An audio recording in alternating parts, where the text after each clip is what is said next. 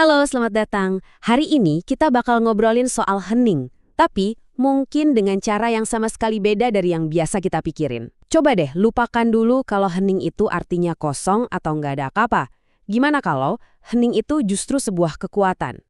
Nah, pertanyaan tadi itu jadi inti dari pembahasan kita kali ini. Coba deh bayangin sejenak. Hening itu bukan cuma sunyi, nggak ada suara. Tapi hening itu adalah sebuah ruang yang hidup, yang penuh dengan potensi dan energi yang sebenarnya nunggu buat kita akses. Kelihatan kan bedanya? Di satu sisi, kita sering banget mikir kalau diam itu ya pasif, kosong, nggak ngapa-ngapain.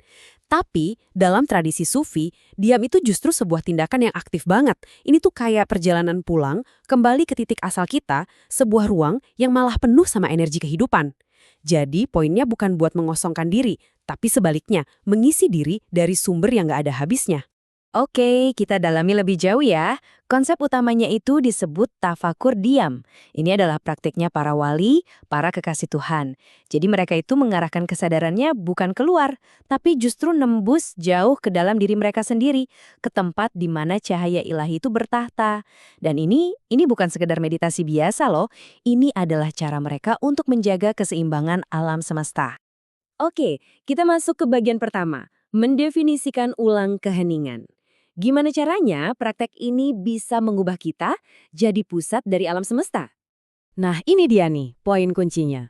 Biasanya kan energi kita itu malirnya keluar, lewat pikiran kita, omongan kita, tindakan kita. Kita ini reaktif sama dunia luar. Tapi, dengan tafakur diam, alirannya itu dibalik. Anda nggak lagi jadi reaktif, tapi malah jadi pusat gravitasi yang stabil. Anda jadi semacam kutub energi. Dan ini tuh bukan cuma teori loh. Pernah nggak sih Anda ngerasa tenang banget waktu ada di dekat orang tertentu? Nah, efeknya itu nyata. Keheningan yang terpusat ini memancarkan getaran yang saking kuatnya, lingkungan di sekitarnya itu ikut berubah. Tempatnya jadi adem, hati orang lain jadi ikutan tenang, bahkan hewan liar pun bisa jadi jinak. Ini bukti nyata kalau ketenangan batin itu punya dampak langsung ke dunia luar. Kutipan ini, wah ini keren banget sih buat ngegambarin prinsip kosmik yang terjadi. Anda itu nggak lagi ngejar-ngejar dunia, tapi justru dunialah yang tertarik sama ketenangan Anda. Energi yang tadinya habis buat ngejar keluar, sekarang malah narik alam semesta buat datang ke Anda. Bener-bener pergeseran cara pandang yang luar biasa. Terus, gimana sih cara kerjanya? Yuk kita bedah mekanismenya. Gimana caranya kita bisa berubah dari yang tadinya capek jadi kuat? Coba bayangin deh, energi kita itu kayak air di dalam vas yang retak. Nah, setiap pikiran yang kebanyakan, setiap omongan yang nggak perlu, setiap usaha buat ngontrol semua hal, itu tuh kayak retakan-retakan yang bikin energi kita bocor terus. Jadinya kita capek, gelisah.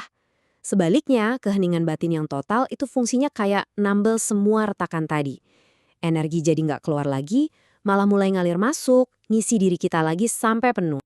Dan proses pengisian ini, wow, ini transformasi yang luar biasa. Awalnya, energi kosmik itu ditarik masuk ke dalam. Terus, energi ini menenangkan pikiran kita yang berisik, mengubahnya jadi cahaya yang lembut.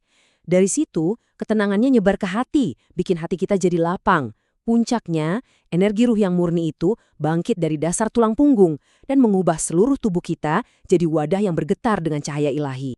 Hasilnya, ini bukan sulap, bukan sihir. Waktu diri palsu kita yang isinya cuma kebisingan itu berhasil dipadamkan, kemampuan alami kita yang selama ini terpendam itu mulai bangkit. Persepsi kita jadi super tajam, Anda jadi bisa ngerasain apa yang orang lain rasain, bahkan bisa nangkap gelombang pikiran orang-orang di sekitar. Oke, kita lanjut ke bagian ketiga, penjaga keseimbangan kosmik. Gimana bisa sih diemnya satu orang aja bisa punya dampak ke seluruh alam semesta? Coba perhatikan deh hubungan sebab akibat ini. Ini tuh kayak garpu tala. Waktu seseorang mencapai kestabilan batin yang murni, dia itu bergetar di frekuensi yang harmonis. Nah, getaran ini cara langsung mempengaruhi dunia di sekitarnya, bikin garpu tala alam semesta jadi ikut bergetar di harmoni yang sama. Mereka ini ibaratnya jadi jangkar kestabilan buat planet kita. Jadi, diamnya mereka itu bukan pasif, tapi sebuah pekerjaan aktif. Lewat keheningan itu, para wali ini jadi mitra aktifnya kekuatan-kekuatan yang ngatur kosmos, yang kalau di tradisi ini disebutnya malaikat atau hukum Allah.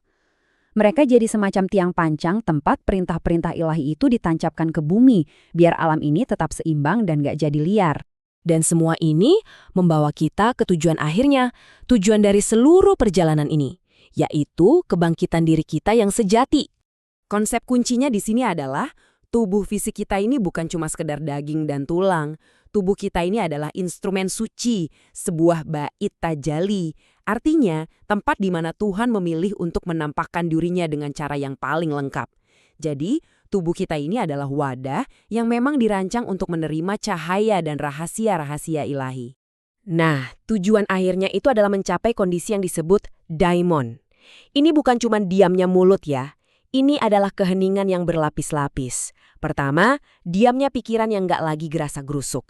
Kedua, diamnya keinginan hati yang nggak lagi nuntut ini itu. Dan ketiga, diamnya ego yang nggak lagi ngerasa paling benar. Di dalam keheningan total inilah, diri kita yang sejati dan murni itu akhirnya bisa muncul dan mengambil alih kendali. Dan ada satu ucapan mendalam yang merangkum semuanya. Siapa mengenal dirinya, ia mengenal Tuhannya. Artinya, dengan membungkam si diri palsu dan membangkitkan diri yang sejati, perjalanan menemukan diri ini, ya, jadi jalan untuk mengalami kehadiran ilahi secara langsung. Jadi kuncinya untuk mengenal Tuhan adalah dengan mengenal diri kita yang sebenarnya. Sebagai penutup, saya mau lempar lagi pertanyaan ini ke Anda. Setelah kita sama-sama menjelajahi kekuatan keheningan ini, coba deh tanya ke diri sendiri. Di mana ya letak keheningan terdalam di dalam diri saya? Karena bisa jadi jawaban atas pertanyaan-pertanyaan terbesar dalam hidup kita sebenarnya ada di sana, menunggu untuk kita temukan.